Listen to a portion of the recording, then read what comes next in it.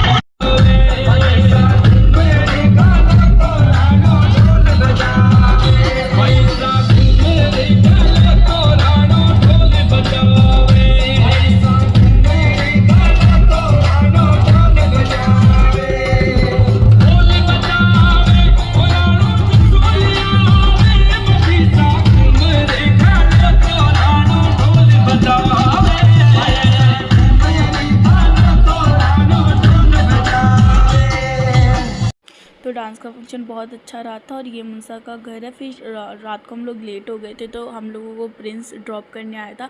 या प्रिंस मुझे बोल रहा था यार मासी आप भी गाड़ी चलाना सीख लो ना। मैंने कहा तू सिखाएगा तो मैं सीख लूँगी। तो बोल रहा था हाँ मैं आपको सिखा दूँगा। फिर सुबह काकोसा आए थे, ऐसे ही वो बैठे थे तो हम लोग बातें कर रहे थे। फिर वेदर देखो आप, जिस दिन मेन शादी थी उस दिन का ये वेदर है। हमारे जब भी किसी की शादी होती है, नो मैटर कौन सा सीज़न चल रहा है, बारिश आती ही आती है। फिर हम लोग रेडी हो गए थे एंड यहाँ मैं पापा को बाय बोल के जा रही थी, पापा हम लोग जा रहे हैं, क्योंकि पापा थोड़ी देर बाद आने वाले थे। तो यहाँ बस हम लोग रेडी होके निकल चुके थे।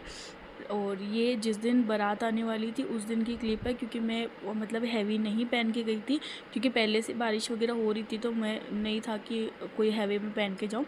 और यहाँ पे पडला आ चुका था और पडला बहुत सुंदर था लिटरली, मतलब उसकी जो भी पोशाकें आई थी, जो भी चीज़ें आई थी ना, सब कुछ बहुत प्यारी थी, बहुत सुंदर थी। एंड यहाँ पर वो जो रस्म होती है ना, मतलब पडले में से कुछ कुछ सामान जो रहता है वो सब लोग उसमें से निकाल के फिर जो दुल्हन की मम्मी होती है उनको देते। तो यहाँ पे वो वाली रस्म चल रही है। और मुंसा के सामने वालों की तरफ से ये आया था तो मुझे ये वाली ज्वेलरी पर्सनली बहुत सुंदर लगी थी। आप कमेंट करके बताना ये वाली कौन सी ज्वेलरी है अगर आप लोगों को पता है।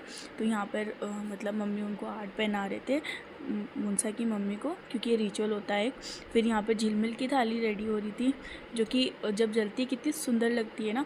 एंड हमारे वहाँ पे ऐसे रिचुअल है कि जब दूल्हा मतलब कि सामिड़ा होता है ना वहाँ आ जाता है, उसके बाद ही दुल्हन को जो है हल्दी लगती है। उससे पहले हमारे वहाँ पे हल्दी का फंक्शन, मतलब हम लोग रखते फंक्शन है बट हल्दी प्रॉपर नहीं लगाई जाती है। जब सामेला हो जाता है ना, मतलब दूल्हा आ जाता है, उसके बाद ही ये जो होता है वो रस्म की जाती है हल्दी की।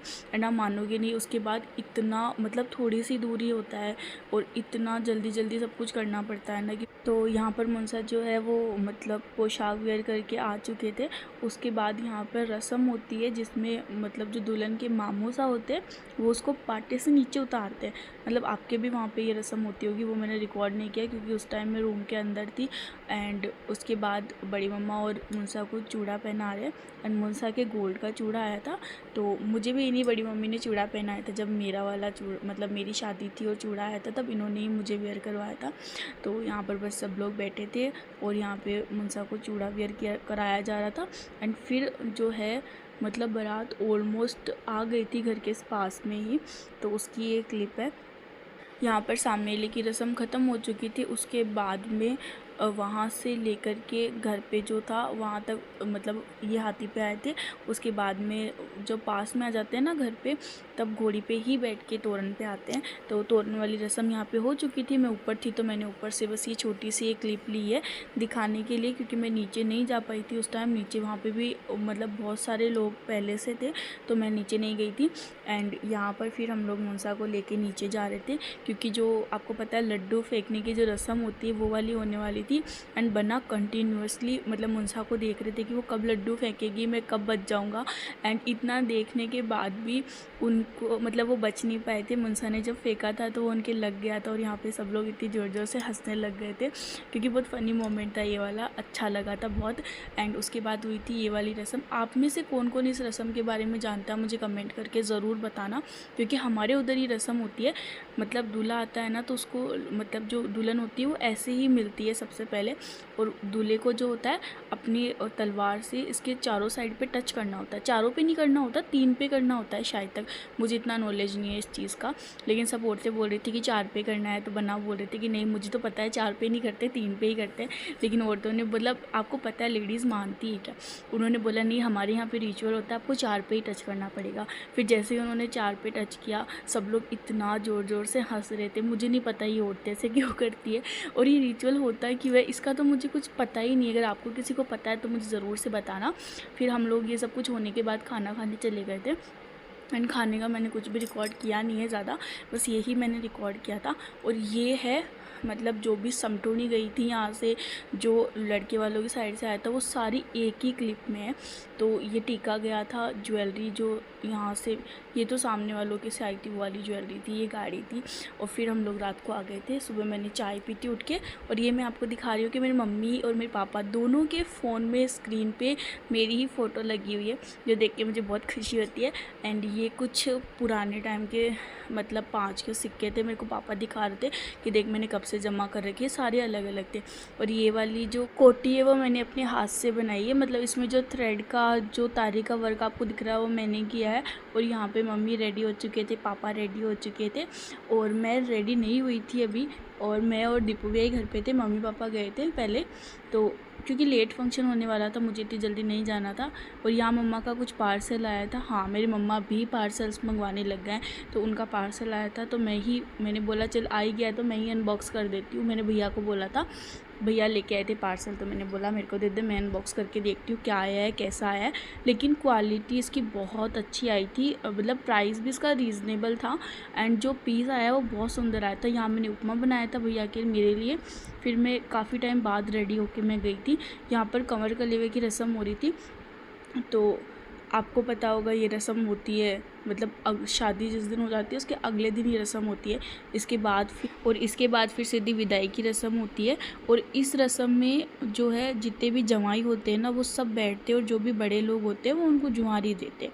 और मतलब कि जो लेडीज़ होती है वो भी देती है, जेंट्स होते हैं वो भी देते हैं। तो पहले मेरे पापा ने दी थी, सब मतलब जिन्होंने दे चुके थे, उसके बाद मेरी मम्मा ने दी थी। और यहाँ पे जो है जूता छुपाई की जो रस्म होती है वो हुई थी, और यहाँ पे डील चल रही थी कि कितने लेने हैं, कितने दे रहे थे, उस अकॉर्डिंग सब कुछ चल रहा था यहाँ पे।